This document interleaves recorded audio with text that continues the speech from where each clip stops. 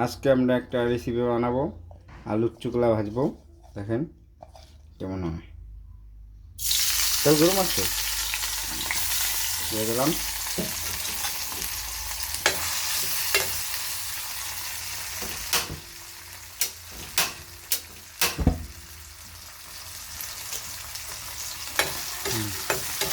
সেই হবে, আজকে এলো নতুন রেসিপি।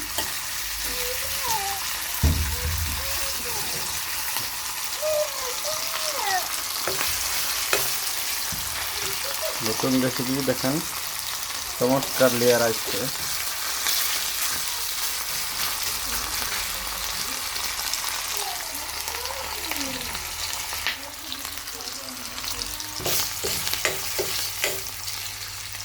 খুবই ভালো হবে। চমৎকার একটি কালার আছে, ভাজা হয়ে গেছে। দেখেন সুন্দর একটি কালার আছে, সেই স্বাদ।